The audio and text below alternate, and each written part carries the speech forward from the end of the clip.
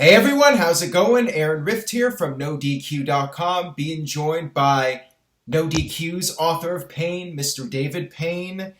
We are here to discuss the 2017 Royal Rumble pay-per-view, all 5+ hours of it. It was actually about 5.5 hours when it was all said and done. Very interesting show. I mean, really polarizing show because I thought it was an awesome show for the most part. Up until the end of the Royal Rumble, I thought it was the best Royal Rumble pay-per-view in a decade, but a lot of people not happy with the booking of the Royal Rumble match. And right now on NoDQ.com, I just posted the poll about 10-15 minutes ago, and so far the thumbs down votes are winning, followed by thumbs middle and then thumbs up. So I'm really surprised. Some people saying that the end of the Rumble pay-per-view ruined the entire show. I'm not sure I would go that far, but we'll get to that as we go through our thoughts here on the show. Real quick, before we get into it too much, overall, what did you think of the show? Well, I would have to lean towards the thumb middle if that's only going to sway your vote just because of the end. Because, yeah, I was very unhappy with the end as well. But I thought up until that point, the matches were solid. I mean, think about it. I think every match on the main card was a championship match, And they were all strong matches, especially the two world title matches. But we'll get to that as we go through these matches. Let's start off with the kickoff show. Becky Lynch, Nikki Bella, and Naomi against Mickie James, Natalya, and Alexa Bliss. They did this one about a half hour into the kickoff. The arena was still mostly empty, maybe about half full. A lot of people still coming in.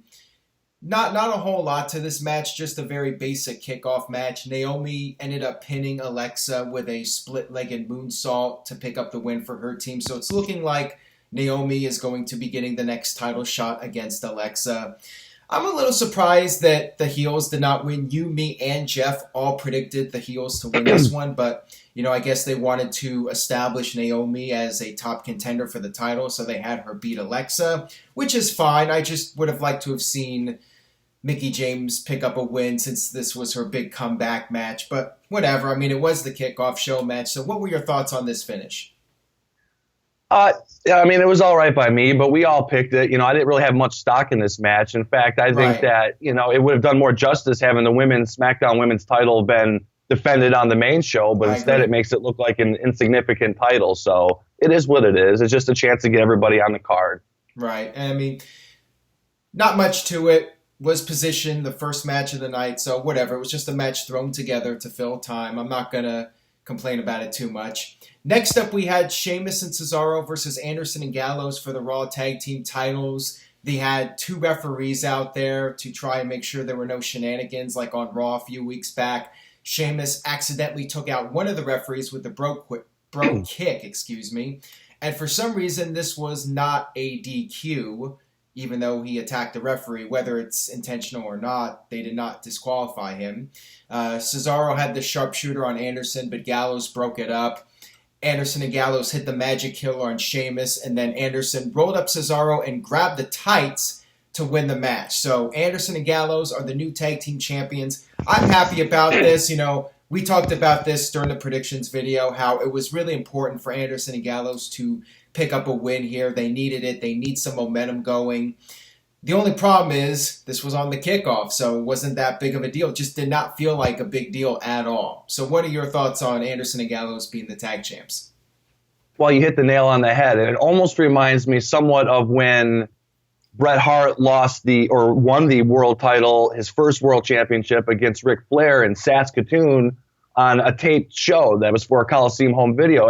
And that was, I mean, in Bret's mind, maybe he feels that they thought that he wasn't going to be able to carry his champion, so not profiling it, and I think it's the same to be said about the Bullet Club, because to me, they haven't been as over as possibly they should have been as they were in Japan. But, we'll see if they can carry it as legit heels. We'll see. I don't know if they'll carry it all the way to WrestleMania or not, but I mean, it is what it is. It's their ball now, and we'll see if they can carry it. Yeah, so again, I'm happy they're the champions, but I would have liked to have seen it be a little bit bigger of a deal and actually be on the main card if you're going to do a title change, I agree. It does the titles no justice. Right.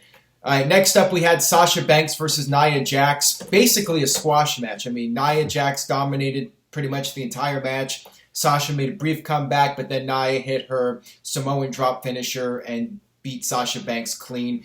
They really did not play up on her injury and what Nia did a couple weeks ago. You know, they said that Sasha had no knee brace on. She was fine.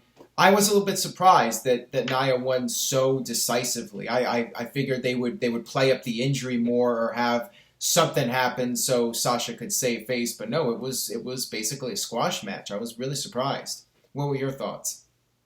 Not too surprised, because I think that they've maybe mishandled certain monsters, if you will, like Rusev and and possibly even Braun Strowman losing to Sami Zayn. I think that, but if you book her right, Nia Jax, she could really get over as a true monster, maybe even to the point where people even start cheering for her because of how dominant she was.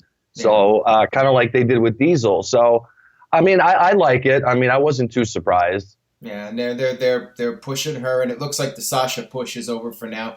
You know, maybe they'll turn her heel at some point, or she'll jump to SmackDown. One of those two things to give her career a little bit of a boost at this point. I'm guessing they'll do something like that. So Nia Jax picks up the win, and there's always a possibility they could do 50-50 booking where Sasha gets her win back on Raw in a couple weeks. That would not surprise me either, knowing how WWE operates.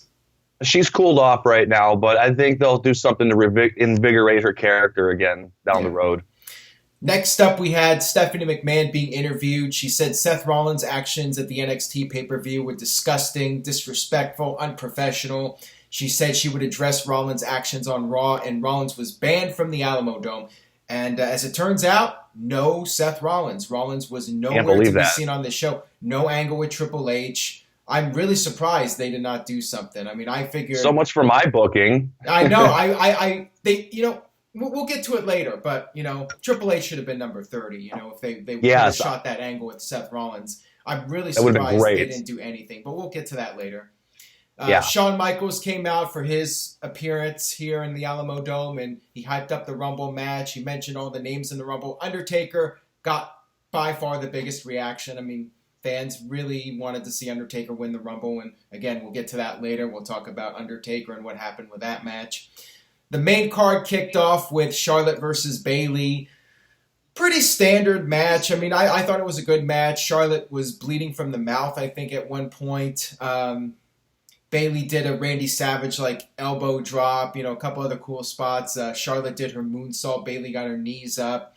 Charlotte hit the natural selection on the apron. The whole finish was pretty abrupt, I thought. It pretty much came out of nowhere. A little bit anticlimactic, in my opinion.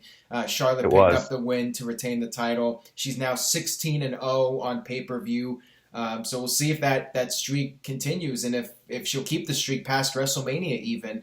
I'm guessing Bayley will have to fight her way back into title contention, and they'll do a rematch at WrestleMania. I would be surprised if this is the end of the story. So what were your thoughts? What were your thoughts on the match?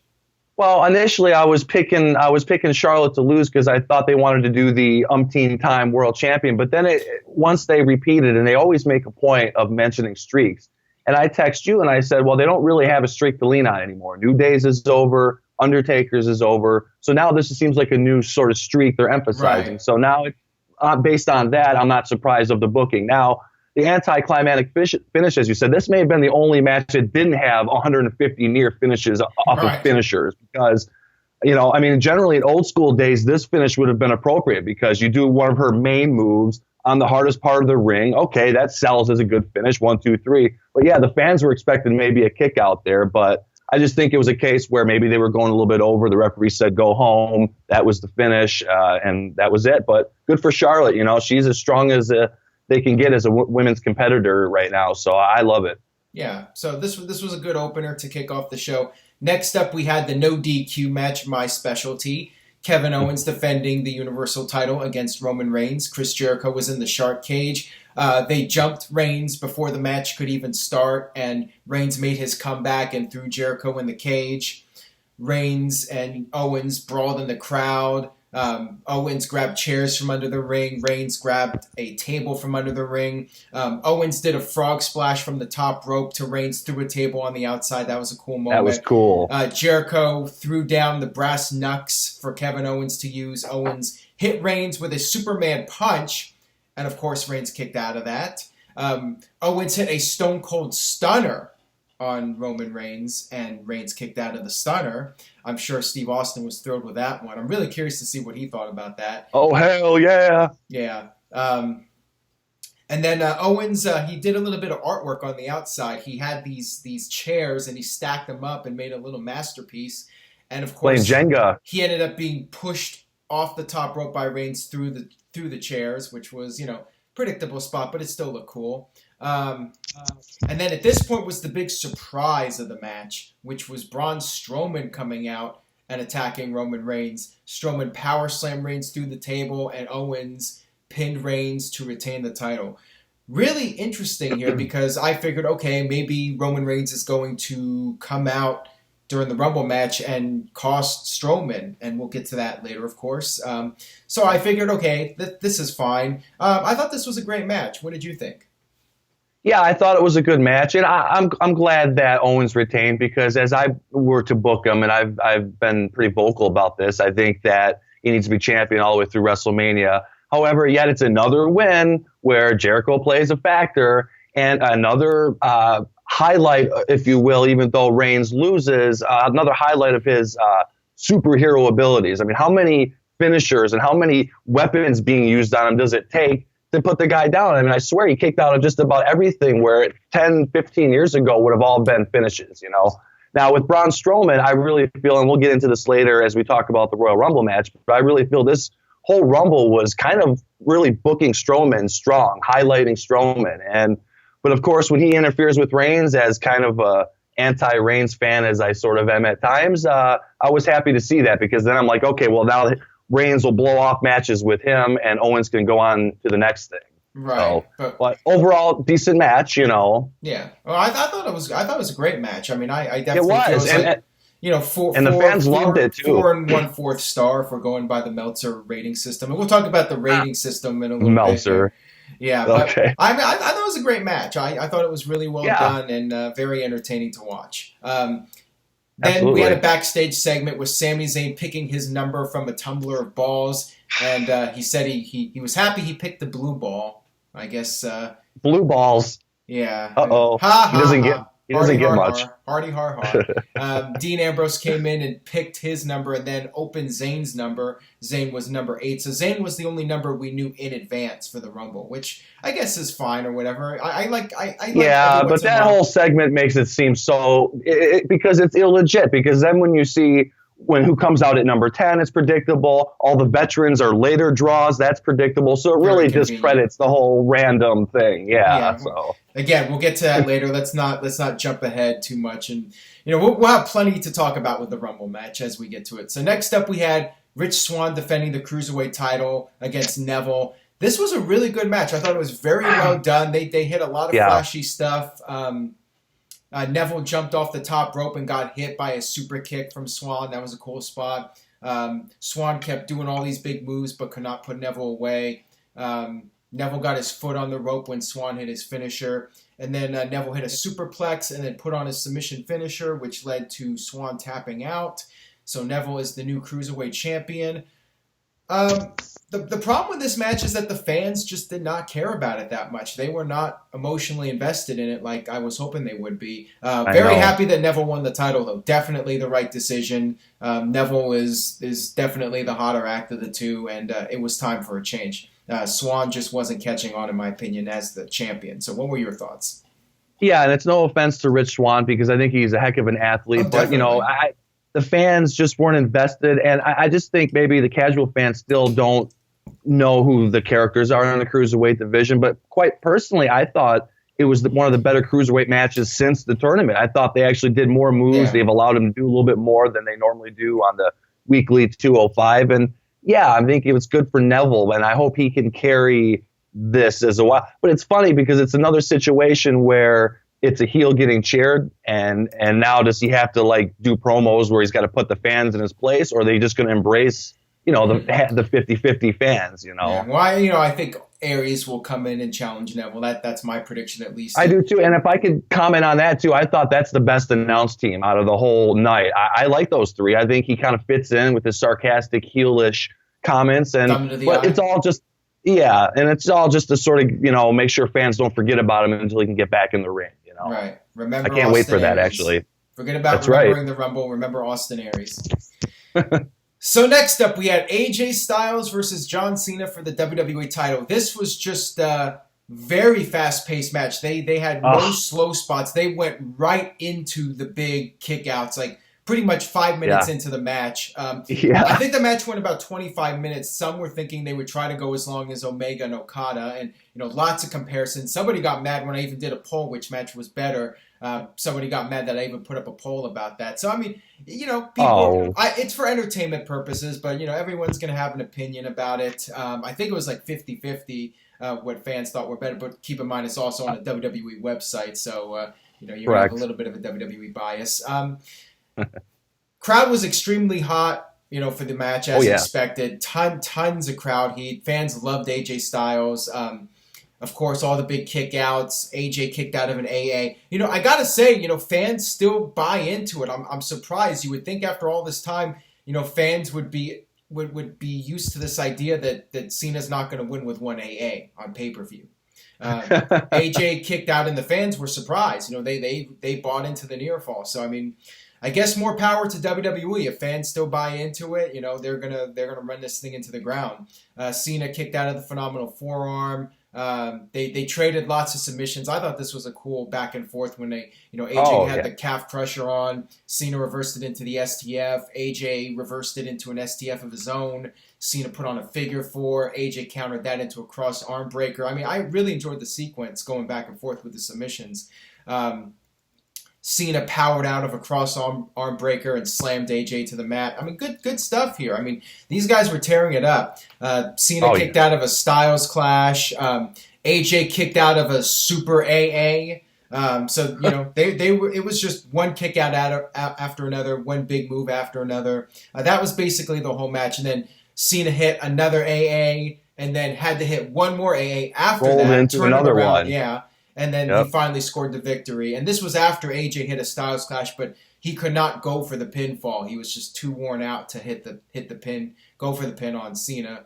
So Cena won the match. Cena has now tied Ric Flair 16 times world champion. Great match. Was it as good as Omega and Okada? I don't know if I would say that personally, just because I think that Okada and Omega had such a unique match. I mean, with Cena and AJ, it was just like their previous matches, just they did a little bit more in this one to try and top the previous ones. And I think they probably did. Was it a 5-star match? I'm guessing, if we're going by the Meltzer system and what I think Meltzer will give it, probably 4 3/4 of a star or 4 4/5 of a star, something like that. I don't think he'll give it 5 stars. Meltzer, he's over the hill. Well, you said it, not me. What were your thoughts on the match? And by the way, that's disrespectful to the legend. No, he is a legend. I know, but some of the wrestlers may not think so. Well, what did you think? Do you think it was a 5-star match? Okada and Omega, see, the thing is, their match was terrific, but I never saw the build-up to it. I thought the build-up over the last few weeks to this Cena Styles match has been really good because it hasn't been cheesy. It's been really good promo work between the both of them, a little bit of element of shoot even. And honestly, throughout this whole thing, I almost saw the most edgy I've seen Cena since the CM Punk stuff, even more so than that. A lot of people were feeling like he was working as a heel in that match. He was, and he was wearing the dark jeans. Now, I know people don't know this, but in traditional wrestling days, if you were the heel, you would wear all black, And but he's done it before. He has, but have you ever? He was trying to Hulk up. He was getting mad. He was getting frustrated. I mean, he just wanted to put a dagger in AJ. And I actually thought this was.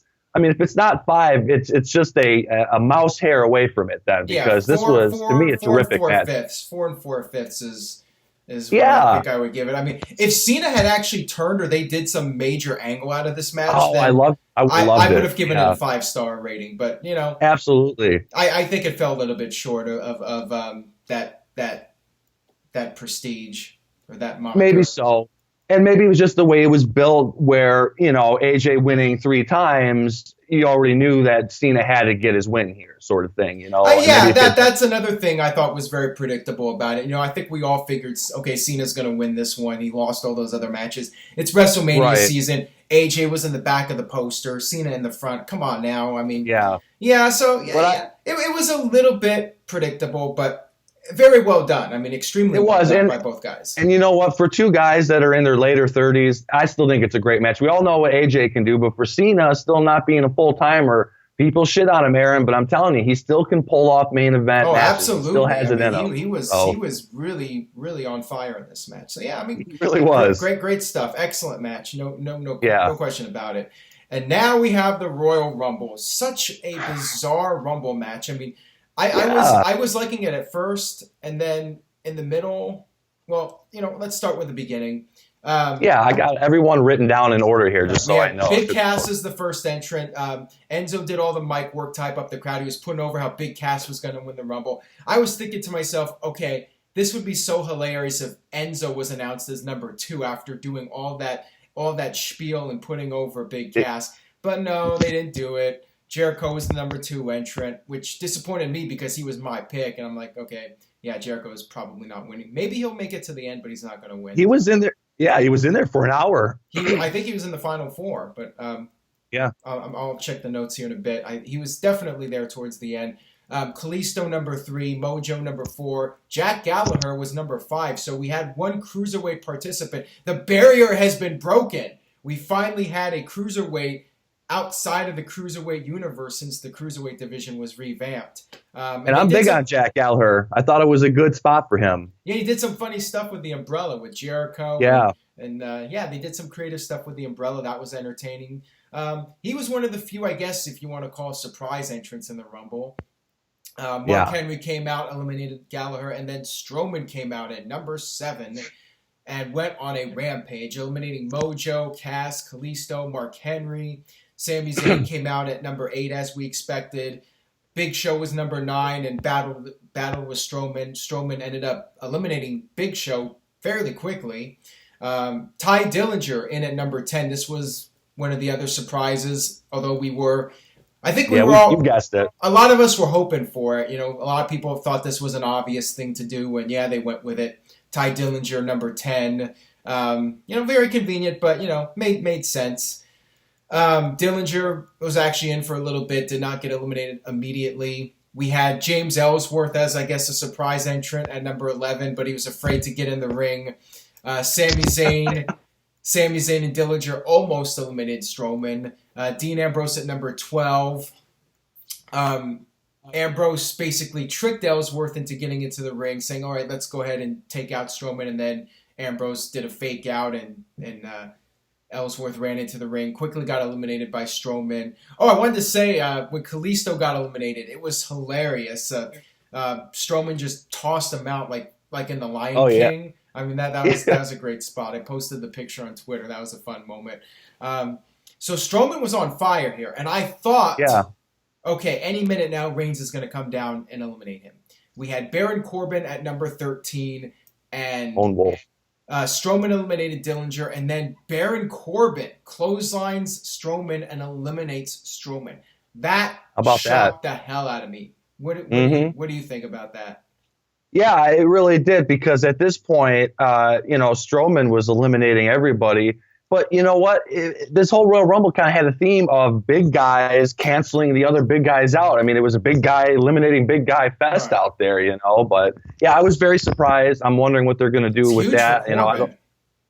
Yeah, it's huge for Corbin, but it still made Strowman look strong. Kind of reminded me of Diesel in '94. Not a bad showing. Really weird, because I figured it was an obvious spot for Reigns to come in, but no, they just had.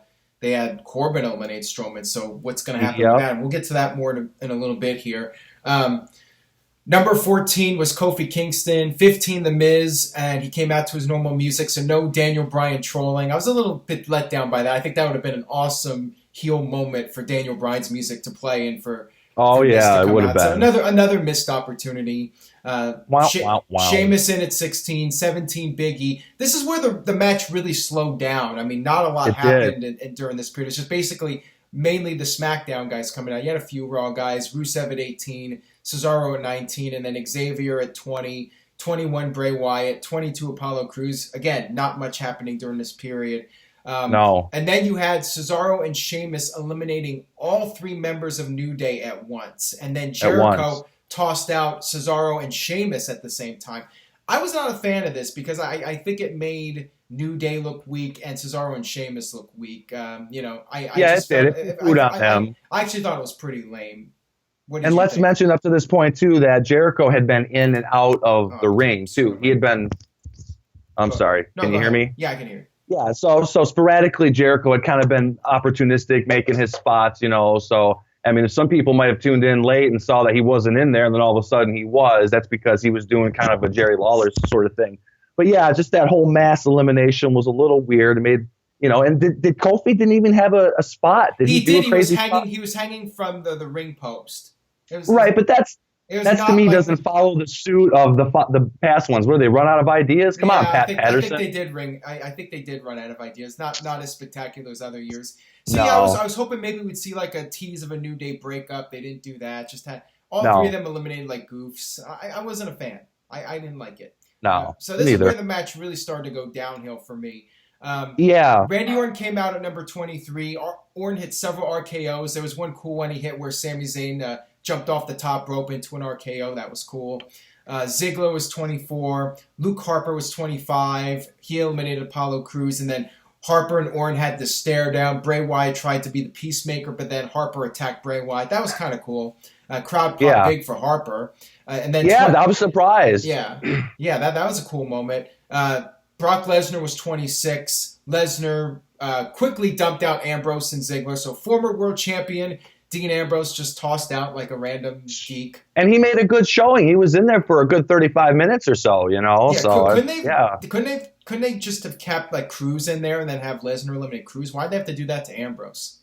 Right, because if they have this string of guys that come in, they should have even kept New Day and a few then and just have Lesnar go on a rampage with all of them and at least keep some of the important guys in there. No offense to them, but, Ambrose should have gotten a little more love. Yeah, I thought they made Ambrose look like a total geek here. Lesnar hit the F5 on Orton. And then Enzo came out at 27. 27, the big lucky number. People were anticipating Goldberg for 27, but it was Enzo, and he was just quickly tossed out by Lesnar. And then finally, 28 was Goldberg. And here's where things get really weird. We talked about for the predictions, I thought, okay, Lesnar eliminates Goldberg, so Lesnar has a reason to get a title rematch against Goldberg. So what happens? The exact opposite. Goldberg hits a spear, eliminates Brock Lesnar. So how do they build up Lesnar now for Goldberg? Why would Goldberg agree to another match with Lesnar? This was really mind-boggling. So what do you think? It was mind-boggling, and I'm sorry that I'm a guy who doesn't have short-term memory and can remember storylines from the past when they were booking Brock Lesnar as unstoppable. Oh, but now all of a sudden they want to market a new video game, so they get Goldberg, and Goldberg destroys Lesnar. So all that eliminating Taker's streak, going on a rampage, and all that stuff, to me, now it makes Lesnar completely weak. And it also makes his UFC background look like he doesn't even have one, because who in their right mind with the UFC, with a fighting background, would keep themselves that open to get speared, twice in the Survivor Series and now in the Royal Rumble? Yeah. I just don't like it for a guy that's only going to be there this year in Goldberg, and that's it. Yeah. I mean, why do I want to see Goldberg versus Lesnar again? Goldberg is getting the best of him every single time now. What? Goldberg's going to have a match at Fastlane and Lesnar's going to cost him the match, and Goldberg's going to be pissed and say, all right, you get one more match. I'm not interested. I'm not interested. And again, I thought after you got into the 20s, it was so predictable that all the big names and the veterans, all the old timers in at the end.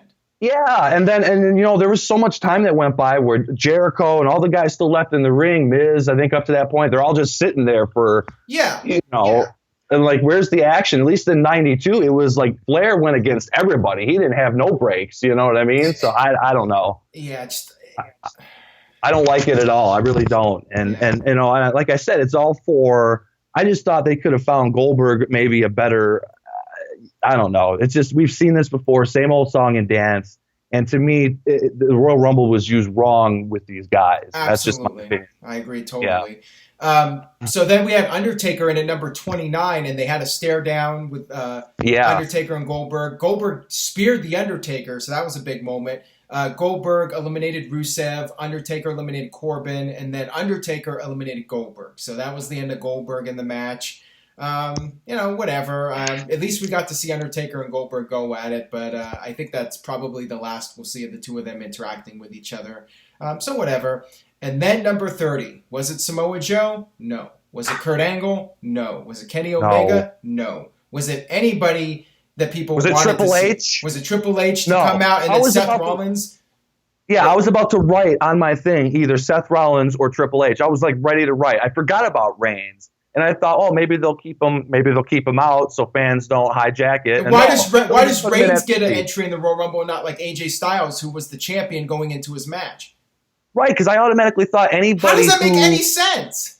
makes no sense. I thought anybody who wrestled previously wasn't going to be in there, and all the people to have Reigns. Why and not then we'll have get the to this- former champion get the spot in the match? Exactly, and then we'll get to this right here in a second. But guess who he eliminates? Oh my goodness! Yes. How strongly are we going to build this guy? I mean, come on, Sorry. So Taker eliminated Miz, Sami Zayn, and then Reigns Taker was going on a eliminated rampage. The Undertaker to probably Yeah. the biggest booze we will hear all year, unless The we worst. have WrestleMania where Undertaker retires Roman Reigns. Or excuse me, Well, that's what people would want to see. But if, that would be nice.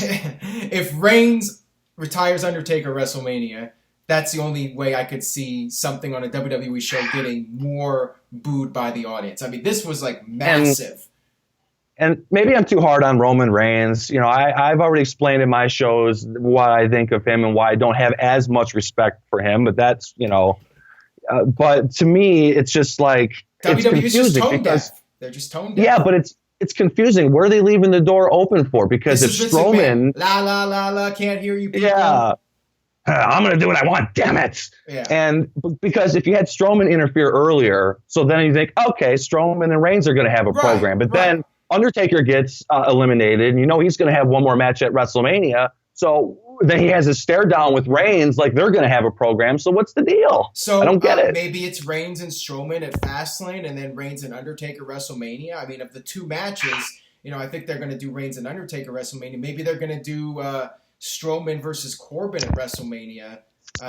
Otherwise, it's really weird for Corbin of all people to eliminate Braun Strowman. I mean, that's very random unless they're actually going to do like an inter-brand match with Strowman versus Corbin. I could see that as a possibility. But yeah, very confusing how this show played out at the end. So it was down to Taker, Reigns, Orton, and Wyatt as the final four. Jericho got out some point right before that. I'm not sure who eliminated Jericho. Maybe it was Undertaker. Maybe it was Reigns. I'm not sure. I can't remember either. It was Reigns. Reigns eliminated Jericho. That's right. And That's right. That's what people booed. Yep. Because at that point, everybody figured, okay, Reigns is winning this damn thing. Well, no, I mean, here's the thing. The betting odds, the day of the show, Randy Orton became the heavy favorite. So, it looked like Orton was going to win at that point. So I'm figuring, okay, maybe it'll be Orton and Bray Wyatt at the end or something like that. It was almost that. So here, again, proof that WWE is tone deaf. They're treating Roman Reigns as the underdog babyface yet again with the two heels working him over, Randy Orton and Bray Wyatt. And WWE's booked this match hoping, okay, it's Reigns against two guys being double teamed. The crowd's going to cheer for the babyface to make his comeback. Instead, they're just booing the whole match out of the building again, like 2014, like 2015. Yep. And then Orton hits the RKO after Reigns eliminated Bray Wyatt. And then Orton eliminates Reigns to win the Royal Rumble. So the crowd is at least a little bit happy just because Roman Reigns did not win the Rumble. I think a lot of people are still disappointed about Orton winning the Rumble. I think people were hoping if WWE was going to throw a curveball, maybe have Bray Wyatt win the Royal Rumble, somebody who hasn't won it before, instead of having, the same past stars winning the Royal Rumble every year. It seems like that's what they've been doing. Batista winning and then Triple H winning and Orton winning, all these multi-year winners. instead of having somebody new win it like Bray Wyatt. Somebody new. Yeah. Maybe Bray Wyatt will win the Elimination Chamber. I mean, it's either that, if Cena wins Elimination Chamber, then that would mean Cena versus Orton again. Well, see, that's the thing. They have time, and they have done this in the past, especially in recent memory, of adjusting things as they go into WrestleMania. But I don't want to see Orton against Cena. I'd rather have seen Undertaker versus Cena. They could have saved AJ versus Cena until WrestleMania. I would have rather seen anything. And also, I mean, I could name so many other guys that would have been just like, it would have been great for them to win. The crowd would have went crazy, like my underdog, would have been was Dean Ambrose. Taker was my obvious pick. I didn't like him getting eliminated at all by Roman Reigns, especially. I really thought Brock Lesnar and Goldberg would cancel each other out. That actually, I mean, it kind of did, but I thought Lesnar would get pissed, come in and kind of do like a Hogan Sig Justice thing and pull him out, but. Yeah, they didn't even do that. No, and so, like I said, there's so many guys. The Miz, Jericho, I would have been happy with just a curveball of that nature. But no, we're going to see Randy Orton, a main event in WrestleMania again, past his prime, if perhaps. Bray Wyatt wins the title, I think people would be happy with that. Right, and as I said, you said they're bringing back the Elimination Chamber, and I said they have time to adjust it, and maybe they will. If the fans start crapping on this on the shows, then they're definitely going to switch something. They've done it in the past. Is Cena going to have a 2-week title reign though? No, because he wasn't there last year. I think they want him to carry the championship into WrestleMania. That would be my guess, But overall, this was a very confusing Rumble to me. I mean, it's either Cena versus Orton, or Cena loses the title at Elimination Chamber, and they do. Bray Wyatt wins Elimination Chamber and faces Orton at WrestleMania. Yeah, I still want to see Undertaker Cena somehow. Is that too much to ask? I mean, if you're going to put two veterans together, you may as well. It's looking like Reigns versus Undertaker, so that's really interesting. It is. How is WWE going to do that? Are they just going to keep being tone deaf? And is Undertaker going to beat Roman Reigns? I mean, what's going to happen with that? But we'll wait and see what happens. Nothing is 100% set in stone, but that certainly seems to be the direction. I'm guessing Strowman versus Reigns at Fastlane, unless they do something. I'm not sure what else you do with Undertaker. If he's what?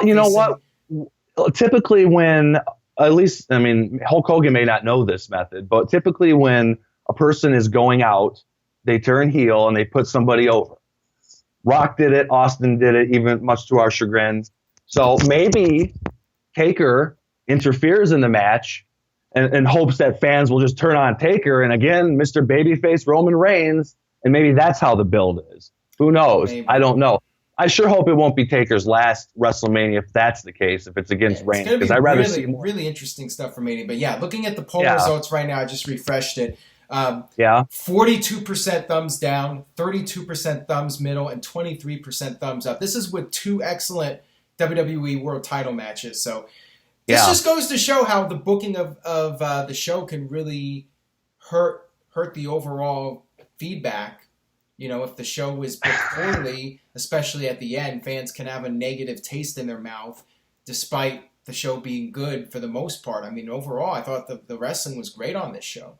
So I would still give it a thumbs up. I give it. You know what? I give it an A+ for wrestling. I give it a C for booking, and a C is being generous. So in the end, I give it maybe a B, and a B average would be my rating for this show. What do you think? I agree. And the best match of the night, which was AJ Cena, had the most little amount of manipulation within the booking. Like, it was just natural, it was organic, a halfway shoot. That was great. I enjoyed that. And then the Rumble match itself, it felt so manipulated. It's like they almost ran out of ideas of Rumbles now. And no cool surprise entrances besides Ty Dillinger. No Joe. No legends, it's so easy. It's so easy to book legends, It's nice, fun nostalgia to see the old legends again come out. It's like the easiest thing. I was happy to see Joe Lawler too on announcing. That was okay. I was happy to see that. I get it that they want to have the guys on the current roster be in the match, so they can get their spot. But Cesaro and Sheamus were already on the show. Exactly. They didn't need to be in there. I guess James Ellsworth being there was okay, but wasn't really necessary. Jack No, the Gallagher only one was that made entertaining. sense was Jericho because Jericho really didn't wrestle, so that was the only one that really made sense doing double duty. Everybody else that did shouldn't have done double duty that night. I agree, and I think WWE, as you said, is tone deaf because I don't know if they quite realize how prestigious to the fans that have really adored the Royal Rumble over the years, how much it means to them to have a quality Rumble match to really elevate somebody, and they just didn't do it. They dropped the ball. But as you said, the wrestling was great. The matches were great. Yeah, you think of like '97. Steve Austin winning on his rise to become WWE's top star. The Rock winning in 2000 on his rise to become a top superstar. Shawn Michaels back in '95 winning on his rise to become a top star. And now look at it. It's just one older guy after another. They had Reigns win in 2015. When fans didn't want to see that. The Sheamus one was garbage, even when there was 40 participants. At least out of Sheamus all 40, was a new star. At least Sheamus and Del Rio were new stars. So that was a positive. But yeah, even those Rumbles were not very memorable. No, and they have been for quite some time, unfortunately. This one was star-studded, but again, predictable in the entrance. And like I said, I didn't like when everybody just laid around for minutes as the Goldberg, Lesnar, Taker stuff happened, and they completely dropped the ball, I think. But again, it's something that maybe they go into it haphazardly, knowing that they can correct along the way, So we'll just see how it is from here on out, Yeah. All right, so that'll wrap it up for this video. I'm sure you'll have more to say with Power of Pain coming up this week. Good old JM Jeff Meacham, he told me he'll be back this week with Talk Wrestling to recap the Rumble and the NXT show. And of course, I will be doing no DQ&A video this week. I think I'll have one up tomorrow. It's going to be a very busy week here on NoDQ.com, so stay tuned to No DQ for all the fallout.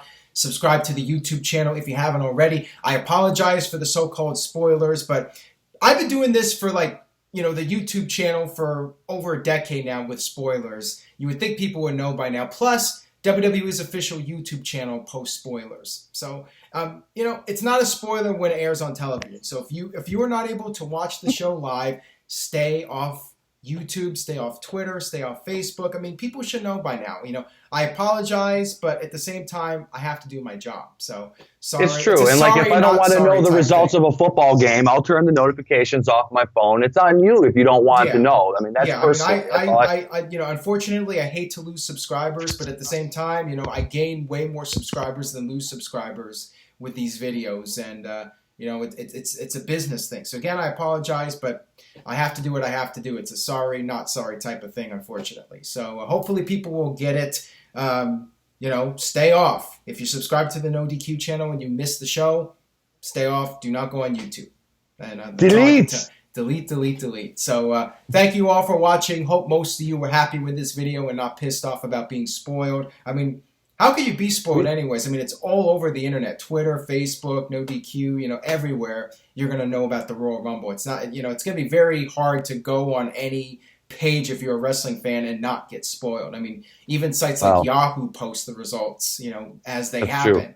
And, and ESPN on SportsCenter actually, I think, does it. The late night SportsCenter. It's right on their page. They're going to have the spoilers right there. So, but we do enjoy our loyal fans, though. Come on, our loyal fans we appreciate, though, right? So let's give our love to our loyal fans. Thank you all for checking out the video. Follow David at twitter.com/smartmark420. Again, stay tuned to NoDQ.com for the latest, and we will see you guys next time.